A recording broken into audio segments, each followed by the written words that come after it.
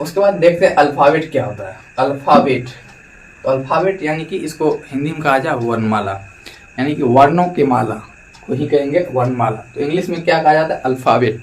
Alphabet क्या होता है? The group of 26 letters in English language is called alphabet.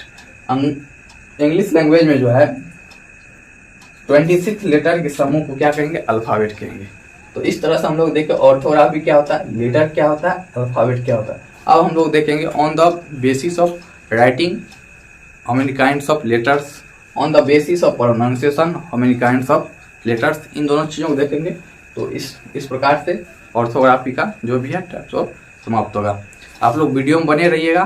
Video को अगर अच्छा लग रहा हो तो वीडियो को लाइक कीजिएगा, चैनल पर नए तो चैनल को जरूर सब्सक्राइब कर लीजिएगा। साथ ही साथ अपने जितने भी नए मित्रों हैं जो भी 12th का अब तैयारी कर रहा है, या मैट्रिक का हो या 11th का हो या 9th का, किसी भी क्लास में है, वो ग्रामर पढ़ना चाहता है तो उनको जरूर शेयर कर दिया कीजिए, ताकि उनका भी कुछ ना कुछ यहाँ से लाभ हो सके।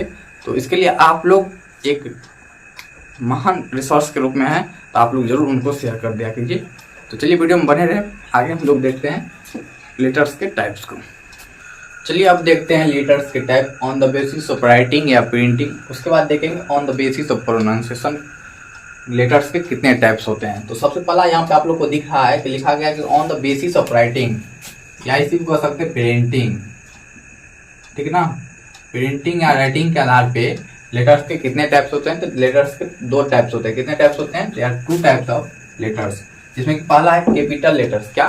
Capital letters. कैपिटल लेटर्स में आप लोग जानते होंगे बड़ा एबीसीडी, यानी कि बड़े एबीसीडी को कैसे लिखना है वो ऑलरेडी आप लोग जान रहे होंगे।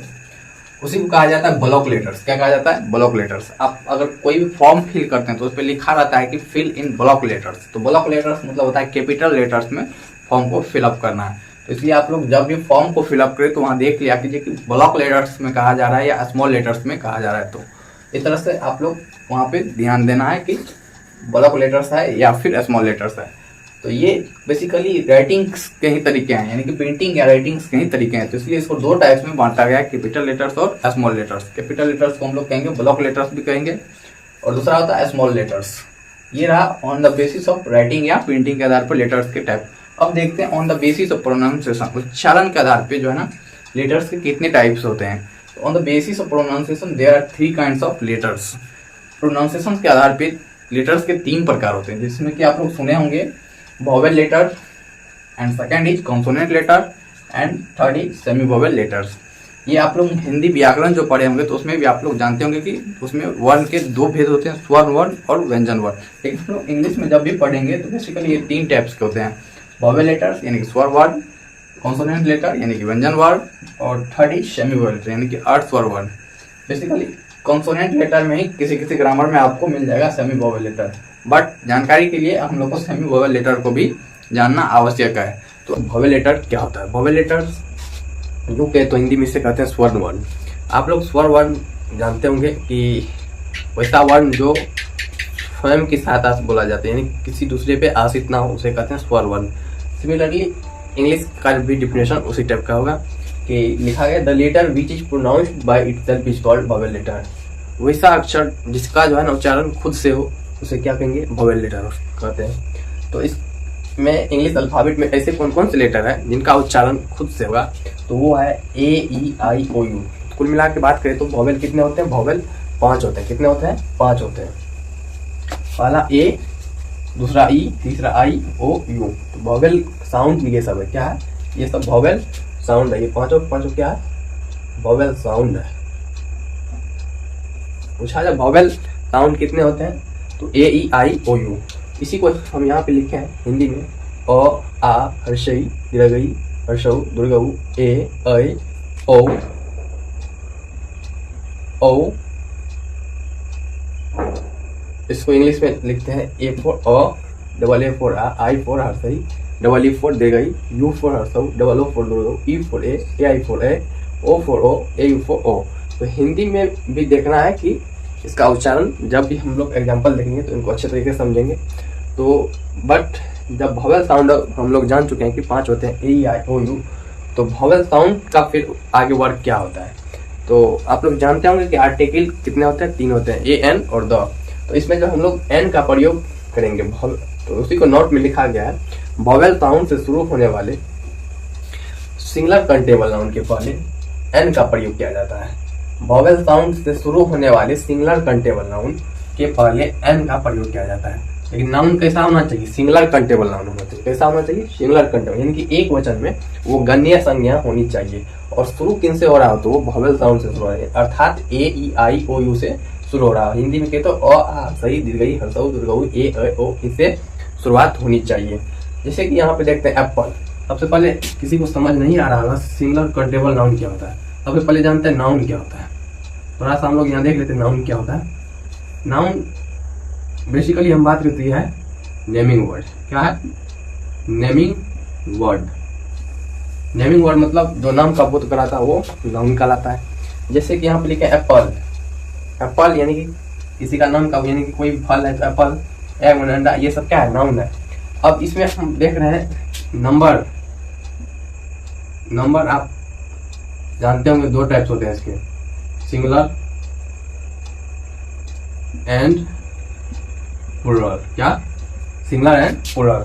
मान लीजिए सिंगुलर कोई, जैसे यहाँ पे एप्पल लिए है। एप्पल मतलब होता है सेब। क्या होता है? सेब।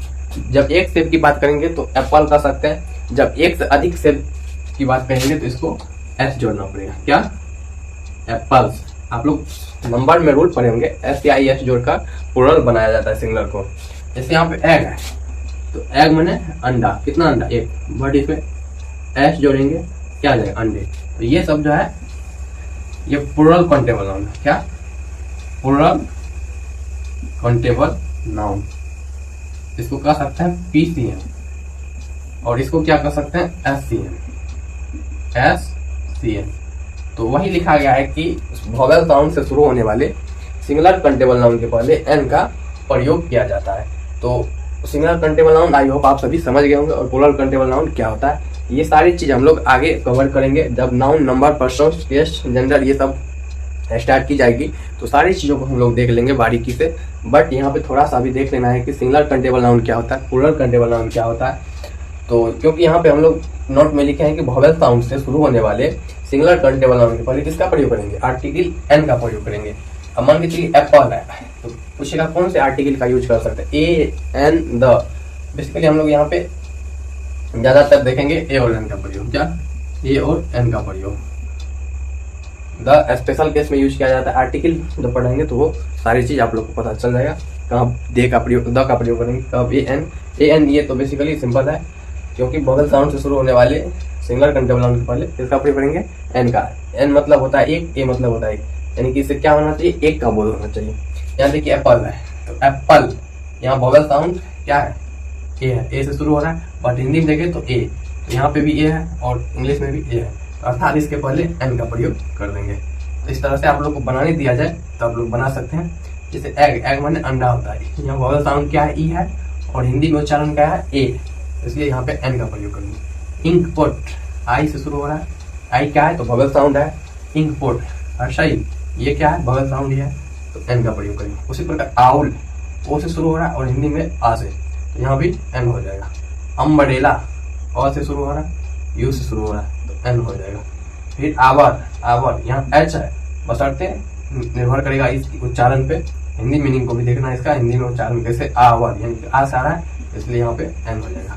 ठीक है, आई होप आप सभी इसको अच्छे तरीके से समझ पा रहे हैं। और एग्जाम्पल हम कुछ देखते हैं जिसमें एक का भी प्रयोग हो सकता है, बशर्ते वो वॉवेल साउंड से क्यों ना शुरू हो। जैसे कि यहाँ पे कॉन्सोनेंट साउंड है बट इसके पीछे एन का प्रयोग किया, तो थोड़ा सा देखते हैं हम लोग कैसे होता है। वीडियो में आप लोग बने रहिएगा। वीडियो अगर अच्छा लगता हो तो वीडियो को लाइक कीजिएगा, चैनल पर नए तो चैनल को सब्सक्राइब कीजिएगा, साथ ही साथ अपने नए मित्रों को जरूर शेयर कर दीजिएगा ताकि उनको भी कुछ लाभ मिल सके। आई होप आप सभी ऐसा जरूर करेंगे और ज़्यादा से ज़्यादा संख्या में मित्रों को शेयर करने का जरूर प्रयास कीजिएगा। चलिए देखते हैं आगे इसके एग्जाम्पल को। आगे एग्जाम्पल देखते हैं कैसे होगा। चलिए यहाँ पे लेते हैं यूनिवर्सिटी। क्या?